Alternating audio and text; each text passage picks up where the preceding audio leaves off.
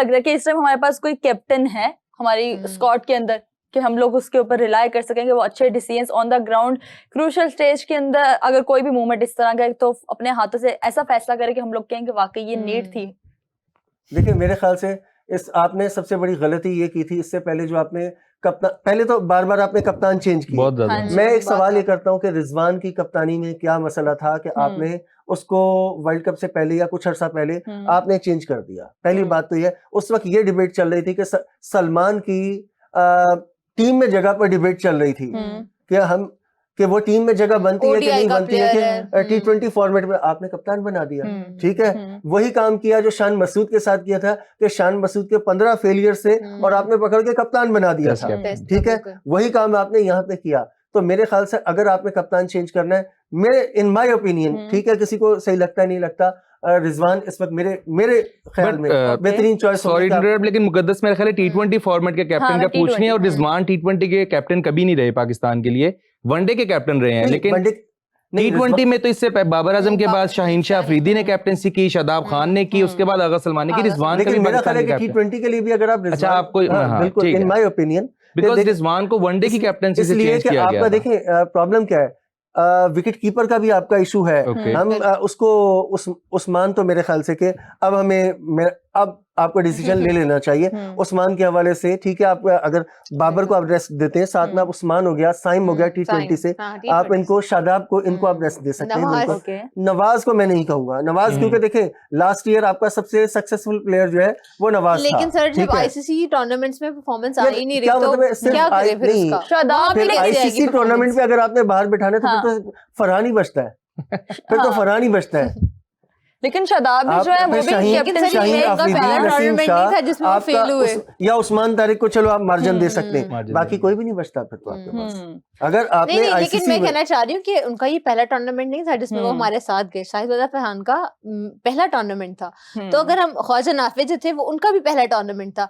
अगर बात करें ना कि नवाज आप 2022 की जो T20 वर्ल्ड कप था उसमें क्या परफॉर्मेंस थी? नहीं, मैं नवाज ने 2016 का वर्ल्ड कप भी खेला है पाकिस्तान के लिए, मैं बड़ा एग्री करूंगा मगर इस बात से कि नवाज का 10 साल का करियर है, लेकिन वो पाकिस्तान के लिए आईसीसी टूर्नामेंट्स कितने खेल चुके हैं। 2016 का वर्ल्ड कप खेला उन्होंने, उसके बाद 23 का वनडे वर्ल्ड कप वो खेल चुके हैं, 24 में T20 वर्ल्ड कप, 26 में वर्ल्ड कप, 22 में वर्ल्ड कप, एशिया कप 21 23 सारे उन्होंने खेले हैं। लेकिन उनकी ऐसा बड़े मोमेंट्स में कोई परफॉर्मेंस आई नहीं, और इतना ज्यादा डिप अगर किसी एक प्लेयर का है जिसका मैं नाम स्पेशल लेना चाहता हूँ कि वो बायलैटरल्स में पिछले एक साल से एक्स्ट्रा ऑर्डिनरी परफॉर्मेंस 47 विकेट थी, मोहम्मद नवाज की बात कर रहा हूँ। और आईसीसी इवेंट्स में मेरा ख्याल है उन्होंने 15 या 20 रन किए हैं इस वर्ल्ड कप में, और मुश्किल से कुछ आउट किए हैं और बहुत खराब इकोनॉमी के साथ।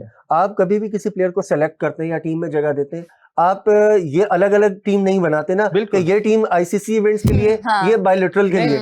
आप जो रिकॉर्ड होता है या जो रिसेंट परफॉर्मेंस होती है उसी को कैरी करते हो, अनटिल अनलेस ये कि कोई बहुत ही एक्सेप्शनल, कोई बहुत ही एक्स्ट्रा ऑर्डिनरी हो ना कि यार ठीक है आप ऑस्ट्रेलिया जा रहे हैं, यार पिछली बार ऑस्ट्रेलिया में फलाने ने 3 सेंचुरी मारी थी, उसको लेकर जाओ, ठीक है, बहुत एक्स्ट्रा ऑर्डिनरी हो।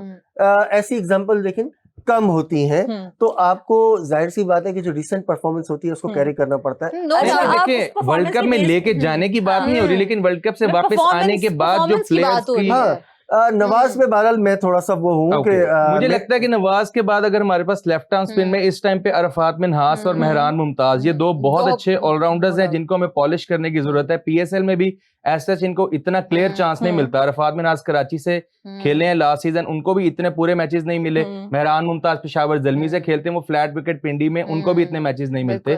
तो इन दो प्लेयर्स पे अगर आप नवाज की रिप्लेसमेंट चाहते हैं तो बड़ी परफेक्ट सजेशन मेरे सामने किसी का मैं देख रहा था, मतलब है तो बड़ी आउट ऑफ द बॉक्स चीज है, बट जो अभी हमारे स्पिन बॉलर्स की परफॉर्मेंस है ओवरऑल, उसमें आप जो टेस्ट के आपके स्पिनर्स है ना, नोमान और साजिद, आप यकीन करें अगर आप इनको आजमा के देख लें तो मेरा ख्याल है बुरा ऑप्शन नहीं होगा। अच्छा, हमारे पास कोई विकेट कीपर है इस टाइम? रिजवान है आपके पास, मैं तो बिल्कुल अभी भी, लेकिन रिजवान को हम लेकर भी तो नहीं ना, आप नहीं कैरी कर रहे, लेकिन आपके पास इस वक्त सबसे बेस्ट विकेट, अगर रिजवान को हटा दें या नाफे को, नाफे ठीक है यंगस्टर है, बड़ी दुआएं उसके लिए, कीपिंग के लिए देखें, कीपिंग एक बड़ी स्पेशल जॉब होती है। हम लोग ना, हमने कीपिंग पे आप रिस्क नहीं ले सकते, ये तो बॉन्ड कीपिंग के ऊपर हम वो राशिद लतीफ अक्सर ये बात करते हैं कि वो ये मतलब one of the best keeper ever, not only for Pakistan के राष्ट्रीय एक बहुत बड़ा नाम है। और वो हमेशा एक बात कहते हैं कि हम लोग स्टॉपर का और विकेट कीपर का फर्क नहीं समझ रहे, कि हम अक्सर प्लेयर्स जिनको कैरी कर रहे हैं वो प्रॉपर विकेट कीपर नहीं। आपने तो साहबजादा फरहान को भी विकेट कीपर लिखा हुआ है किताबों में, कागजों में, तो आपके साहबजादा फरहान भी विकेट कीपर है। तो मेरे हिसाब से रिजवान स्टिल इन लोगों से अभी भी बेहतर है। आपने यार देखो प्रॉब्लम फिर वहीं आ जाती है, मैं वहां जाना नहीं चाह रहा, बार बार डिबेट हर बार वहीं पे फिर जाती है कि बाबर पे और रिजवान पे। प्रॉब्लम फिर वही है कि आपने जो छेड़छाड़ की है ना, अब उसको आप भुगत रहे हैं। ठीक है, मैं उसमें नहीं जा रहा कि यार अब क्या हो गया जो हो गया मिट्टी पाओ, लेकिन बात यह है कि आगे आप अभी भी जो गलतियां पहले की हैं उनको आपको हम सेम मिस्टेक्स वापस से रिपीट करते हैं। लेकिन अगर हम लोग रिजवान को हटा दें तो हम लोग ओडीआई के मैच के अंदर क्या नाफे के ऊपर रिलाई कर सकते हैं कि 50 ओवर्स का हमारा मैच होगा और नाफे हमें एक अच्छा एज अ विकेट कीपर वहां पे काम करके दिखाएंगे? अभी आपने नाफे को T20 में पूरी तरह आपने यूटिलाइज नहीं किया। अभी तो देखो, तो मतलब हमारे पास कोई रिजवान के अलावा ऑप्शन भी तो नहीं है विकेट कीपर की। तो फिर नहीं है तो फिर खिलाओ उसको। हाँ, तो उसको खिला भी नहीं रहे। देखिए मुकद्दस, इस पे मैं थोड़ा सा ऐड ऑन करता हूँ कि पाकिस्तान के नेक्स्ट 6 मंथ्स में कोई भी T20 इंटरनेशनल सीरीज नहीं है पहले तो, ठीक है। तो ये जितना भी ये जो वर्ल्ड कप का जो सारा ये कि ड्रॉप कर देंगे, ये हो जाएगा, ये 6 महीने तक हम भूल चुके होंगे, क्योंकि इस दौरान क्या होगा, PSL होगा, IPL होगा, वापस से नए हीरो सामने आ जाएंगे। देखिए जब PSL आता है ना, वो सब कुछ चेंज कर देता है। अहमद शहजाद की काफी बातों से मैं डिसएग्री करता हूँ, लेकिन उनकी एक बात मुझे बड़ी पसंद है कि जब PSL आएगा तो कोई किंग भी निकलेगा, कोई क्वीन आएगी, कोई ईगल आएगा, तो इन सब का कमबैक होगा।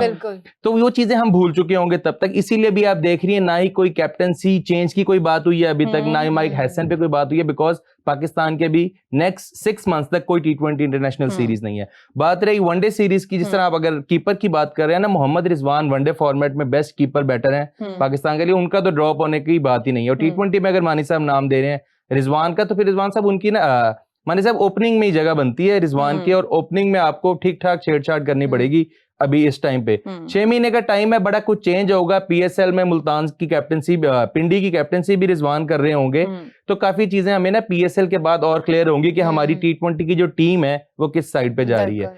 अभी इस टाइम जो बायलैटरल सीरीज की या बाबर आजम के ड्रॉप होने की बात है, बाबर आजम को इस सीरीज से ड्रॉप नहीं किया जा रहा, बाबर आजम को इन 3 मैचों से रेस्ट दिया जाना चाहिए। मुझे ये लगता है अभी दिया जाएगा या नहीं ये भी देखते हैं, बिकॉज इन 3 मैचेस की एज सच कोई इतनी वैल्यू भी नहीं है। ये सिर्फ as a compensation tour Pakistan कर रहा है, ये कोई शेड्यूल्ड टूर भी नहीं है, बिकॉज बांग्लादेश वर्ल्ड कप में नहीं था, पाकिस्तान ने उनके लिए स्टैंड भी लिया और थोड़ा सा फाइनेंशियल उनको बेनिफिट के लिए पाकिस्तान ये सीरीज उनको दे रहा है 3 मैचेस की, क्योंकि PSL के बाद हमने टेस्ट सीरीज खेलने जाना है वहां। अच्छा, तो ये जो 3 मैचेस है ना, इसके अंदर आप थोड़ी सी चेंजेस कर सकते हैं। साइम अयूब को भी अगर ये ड्रॉप कर रहे हैं सीरीज से, तो इस सीरीज के लिए कर सकते हैं, लेकिन वनडे सीरीज में साइम अयूब, बाबर आजम, फखर जमान, रिजवान आगा और उसके बाद एक मिडिल ऑर्डर का बैटर, ये हमारी परफेक्ट बैटिंग लाइनअप है for the world cup in south Africa. आपको ये भी देखना है कि 2027 का वर्ल्ड कप कहाँ पे है, तो ये चीजें हमारी वनडे की टीम को इतना छेड़ने की जरूरत नहीं है। आप T20 की परफॉर्मेंस से वनडे टीम को इतना ज्यादा नहीं करना चाहिए। वैसे साउथ अफ्रीका में अगर देखा जाए ना, इन ODI तो सबसे जो अच्छी परफॉर्मेंस है वो साइम अयूब की उनके लास्ट सीरीज उनकी बहुत अच्छी थी। अगर मिडिल ऑर्डर में एक बैटर का नाम ले तो मैं हमेशा से शायद हसन नवाज को बड़ा हाईली रेट करता हूँ, या इरफान खान, बिकॉज अगर वहां पे आपको कट और पुल चाहिए तो ये ज्यादा बेटर है, बजाय कि आप कामरान गुलाम को या अब्दुल्ला शफीक को लेके जाएं, जो कि ड्राइव के ज्यादा अच्छे प्लेयर्स हैं। तो ये चीज हमेशा आपको देखनी पड़ती है। सेंचुरी करके आपको मैच भी जितवाया। बिल्कुल, रिजवान तो वनडे फॉर्मेट से कभी ड्रॉप ही नहीं होता। सलमान अली आगा की वनडे में बहुत अच्छी परफॉर्मेंस है, उनको भी होना चाहिए। आपको इश्यूज आएंगे वहां पे, बिकॉज ये नवाज और शदाब ना वहां पे बॉलिंग नहीं कर सकते। साउथ अफ्रीका की विकेट्स पे आपको एक ही स्पिनर चाहिए जो कि स्पेशलिस्ट होगा, अबरार या सुफियान मुकीम। वनडे क्रिकेट में उस्मान तारिक को ना लाना चाहिए, ना वो दूर दूर तक हमें नजर आएंगे। तो आपकी वनडे की टीम इतनी खराब नहीं है, आप T20 की खराब परफॉर्मेंस को वनडे के ऊपर ना लेके आए तो ज्यादा। अच्छा, अभी मैंने और हुमा ने दोपहर वाले शो में बात की, आप दोनों की भी राय बहुत इंपॉर्टेंट होगी। अलीम डार ने इस्तीफा दे दिया, उन्होंने रिजाइन किया, उन्होंने बोला कि हम लोग जो टीम अनाउंस करते हैं ना, वो टीम तो एक बहुत बेहतरीन टीम होती है, लेकिन फिर हमारे जो सिलेक्टर्स होते हैं वो प्लेइंग 11 ग्राउंड में ऐसे उतारते हैं कि वो हमें समझ नहीं आती फैसले कर कौन रहा है। इस तरह की उनकी कुछ स्टेटमेंट थी, तो आप स्टेटमेंट के बारे में क्या कहेंगे? और जो उन्होंने टूर्नामेंट खत्म होने के बाद इतनी जब सवाल उठने लगे तो रिजाइन कर दिया, उन्होंने टूर्नामेंट के दौरान क्यों नहीं सवाल कोई उठाया और तब क्यों नहीं रिजाइन किया? बात यही ही है, हम शो से पहले भी बात हो रही थी कि हमारे यहाँ बड़ा, मैं हार्श था थोड़ा सा वो बात करूंगा कि हमारे यहाँ कई लोगों का ईमान जो है वो बाद में क्यों जागता है। सवाल ये है, मैं नहीं कह रहा, पहली बात तो ये है कि अलीम डार साहब का अभी तक खुद का स्टेटमेंट नहीं आया, ये बातें चल रही हैं। हाँ, रिजाइन उन्होंने दिया, ये बातें आ रही है कि अलीम डार साहब ने जो है ये उनका मौकफ है कि मेरी बात नहीं मानी जा रही थी। यार सवाल अगर ऐसा है तो सवाल ये है कि जब आपकी बात नहीं मानी जा रही थी आपने उसी वक्त रिजाइन क्यों नहीं किया? क्या आप इंतजार कर रहे थे कि ये खिलाड़ी जिन पे मैं एतराज कर रहा हूँ ये नाकाम होंगे, उसके बाद मुझे एक नई दुकान मिलेगी, एक मौका मिल मुझे एक, मैं ये कहूंगा कि फिर बेचने के लिए नया मंजन मिलेगा, नया चूरन मिलेगा मुझे कि मैं वो बेचूंगा बाद में, कि मैं कहूंगा कि नहीं यार मैं इसलिए गया, मैं बड़ा उसूलों का पक्का हूँ, मैं बड़ा जो है स्ट्रेट फॉरवर्ड आदमी हूँ और मैं उसूलों पर समझाऊं। उस वक्त तुम्हारे उसूल कहाँ थे यार? बात सीधी सी है। फिर यही बात हमारे एक साबिक कप्तान ने कही कि यार मैंने फलाने की वजह से, फलाना मेरी बात नहीं मान रहा था, मैंने इसलिए कोचिंग छोड़ दी। ओ यार उस वक्त तुम कहाँ थे जब वो तुम्हारी बात नहीं मान रहा था? उस वक्त आप चिमटे रहे, साथ में तनख्वाह पीसीबी से लेते रहे, पीसीबी के पेरोल पे आप रहे। इसी तरह आपने अभी अगर अलीम डार साहब बड़े रिस्पेक्टेबल आदमी है, पाकिस्तान के लिए 3 दफा आईसीसी अवार्ड जीत चुके हैं, बहुत नाम है इनका, ठीक है, और बहुत रिस्पेक्ट है दुनिया में, लेकिन अगर ये बात ट्रू है कि इसी वजह से गए तो फिर ये तो मतलब बड़े अफसोस की बात है कि आप जब फेलियर हो गया उसके बाद कह रहे हो यार मैं, फिर तो पहले तो आपको पकड़ना चाहिए यार, पहले तो फिर आप अकाउंटेबल है। यानी आप ये मान रहे हैं कि बाबर की या जिसकी भी बात है कि वो फेलियर की बड़ी वजह है, और आप ये भी मान रहे हैं कि मैंने वहां सरेंडर किया था, तो पहले तो आप आए, पहले तो आप जवाब दें। हाँ।